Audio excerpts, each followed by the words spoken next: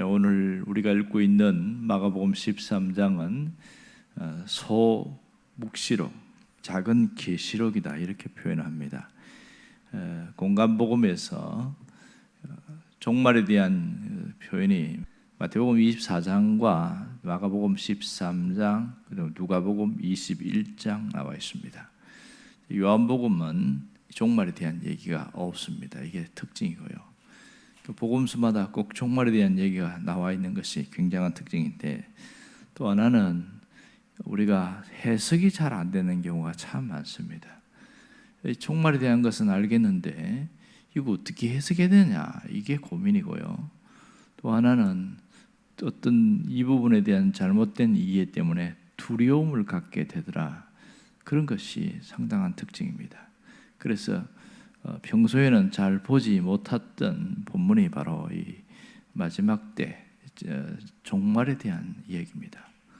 오늘은 24절부터 이어지는 얘기입니다. 여기에서 예수님이 오실 것에 대한 얘기를 반복적으로 하고 있는데, 오늘 보면 그때에 이렇게 이야기하죠. 이 그때라는 말이 세 번씩 나옵니다. 24절, 26절, 27절 계속 그때에, 이게 이렇게 반복하고 있어요. 그러면 그때라는 것은 언제를 말할까요? 바로 종말의 때를 말하고 있지요. 종말의 때에 무슨 일이 벌어질 것인가? 여기 보면 24절에도 보면 환난 후에 해가 어두워지고 달이 빛을 내지 못한다, 이런 얘기를 하고 있어요. 이것은 예수님의 환난이 일어나는 사건과 재림 사건 사이에서 지체함이 없이 신속하게 이루어질 것을 이렇게 표현하고 있는 거죠. 그러니까 재림 사건의 어떤 특별성을 이런 어떤 태양계의 변화 이런 것으로 표현하고 있습니다. 또 25절에 보면 우주 전체의 변화가 일어나는 것을 말하고 있습니다. 별들이 하늘에서 떨어지고 하늘의 권능이 흔들린다, 전체의 이상 현상이 일어나더라, 이 얘기를 하고 있습니다. 하늘에 있는 권능이라는 것은 바로 악한 권세를 가진 자들의 권능을 말합니다. 그런 권능이 예수님의 재림으로 힘을 잃어버릴 것이다, 이렇게 표현하고 있어요. 그렇다면 우리가 항상 관심을 갖는 게 뭐냐면 그리스도가 언제 오시느냐, 어떤 모습으로 오시느냐, 이 부분인데, 오늘 이것을 정확하게 이야기해 주는 것이 26절입니다. 그리스도가 어떤 모습으로 오느냐, 그때 인자가 구름 타고 큰 영광, 권능과 영광으로 오는 것을 사람들이 보리라, 이렇게 얘기하고 있죠. 자, 그리스도의 재림에 대해서는 분명하게 이야기를 합니다. 자, 여기서 나온 것과 똑같은 표현이 어디 나오냐면 사도행전 1장 11절에도 뭐라고 하냐면 너희 가운데서 하늘로 올려진 이 예수는 하늘로 가심을 본 그대로 오시리라, 이렇게 말합니다. 하늘로 간 본 그대로 구름에 휩싸여서 올라갔지 않습니까? 그것처럼 예수님도 구름에 휩싸여서 다시 내려온다, 이런 뜻입니다. 어떤 분들은 구름 타고 온다니까 손오공인 줄 알고 그렇게 착각하는 사람이 있는데, 구름에 휩싸여서 오는데 올 때는 달라요. 승천하실 때는 홀로 가셨지만 재림하실 때는 수많은 천군 천사들과 함께 내려온다는 것이 특징입니다. 자, 이 주님의 재림은 모든 그리스도인들에게 소망이 되는 이 장면입니다. 예수님이 오실 때에 아무도 모르게 오시는 것이 아니고 다 보고 모든 사람들이 보는 그 내용으로 온다, 이렇게 이야기합니다.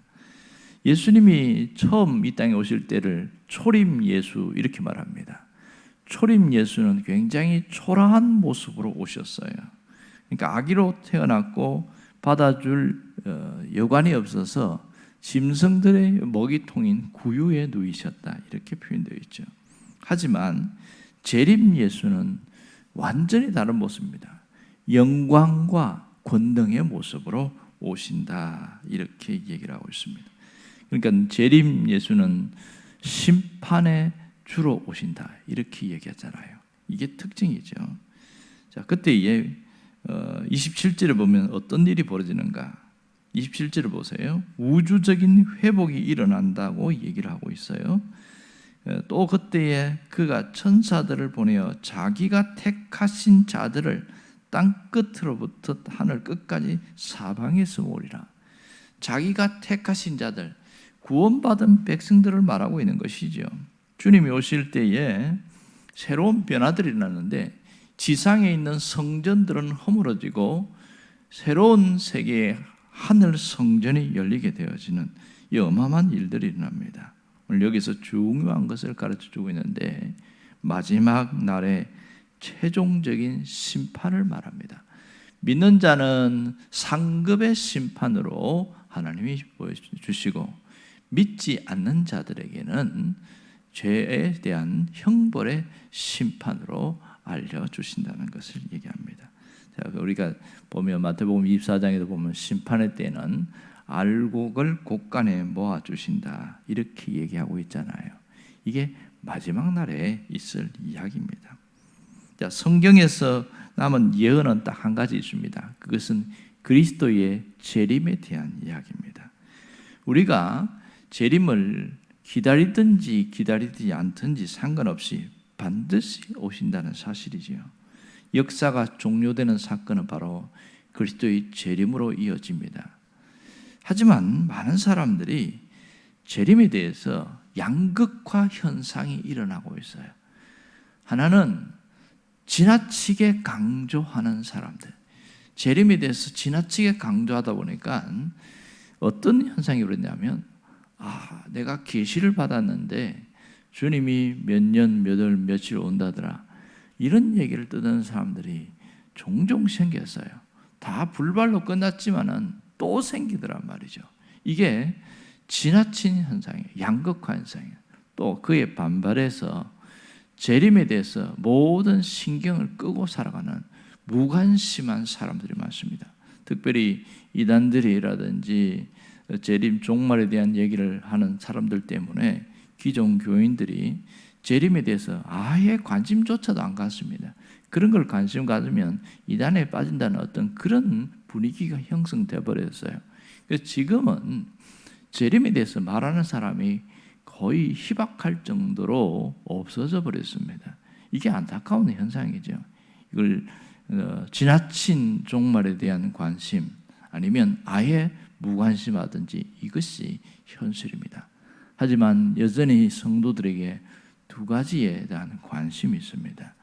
예수님이 언제 오시느냐, 늘 이것에 대한 관심입니다. 성경은 이걸 분명하게 이야기하고 있죠. 예수님이 언제 오시는가는 성부 하나님만 아신다. 하나님의 주권에 있기 때문에 아무도 모른다. 이게 성경의 원칙이고 철칙입니다. 몇 년, 몇 월, 며칠 온다고 하는 것은 그 말하는 즉시 그거는 무조건 잘못된 것이죠. 이것이 분명한 사람은 그 날에 대해서는 중요하게 생각하지 않습니다. 또 하나의 관심은 어떻게 오시냐는 거예요. 어떻게 오시느냐. 성경은 분명히 이야기하고 있지요. 어떻게 옵니까? 몰래 오시는 것이 아니라 공개적 재림을 하신다. 이렇게 이야기합니다. 공개적 재림. 자, 우리 예수님의 재림에는 몇 가지 특징이 있는 것을 우리가 잘 생각해야 됩니다. 하나는 모든 사람들이 보는, 눈에 볼 수 있는 모습으로 오신다. 이것을 어려운 표현으로 가시적 재림 이렇게 표현합니다. 눈에 보이는 모습, 모든 사람이 볼 수 있도록 온다. 두 번째 특징은 바로 좀 전에 말씀드린 것처럼 공개적 재림입니다. 비밀리에 은밀하게 오시는 것이 아니라 모든 사람들이 볼 수 있도록 오신다. 이렇게 이야기를 합니다. 그래서 어떤 분이 지구 반대편에 있는 사람은 어떻게 알 수 있습니까? 이렇게 이야기하는 거예요. 그분은 좀 우리 똑똑한 분이죠. 왜냐하면 여기가 낮이면 반대편에는 밤이잖아요. 그러니까 분명히 그러면 낮에 있는 사람 볼 수 있는데 밤에 있는 사람 어떻게 봅니까? 이렇게 표현합니다. 참 머리가 좋지요. 태양을 중심으로 태양계 중심 지배받는 사람들은 영향을 받지만 주님은 우리가 생각하는 그런 시간과 공간의 지배를 받지 않습니다. 그러다 보니까 이 재림하는 장면의 모습이 우리가 생각하는 그런 부분을 뛰어넘는 낮에 있는 사람도 밤에 있는 사람도 볼 수 있는, 모두가 볼 수 있는 그런 재림으로 오신다. 이게 두 번째 특징이고요. 세 번째 특징은 재림은 승천하신 그 모습 그대로 오신다. 이게 세 번째 특징입니다. 예수님이 모든 사람들을 보는 앞에서 아까 구름에 휘감겨서 올라갔다 이랬잖아요. 그대로 오는 것이고요.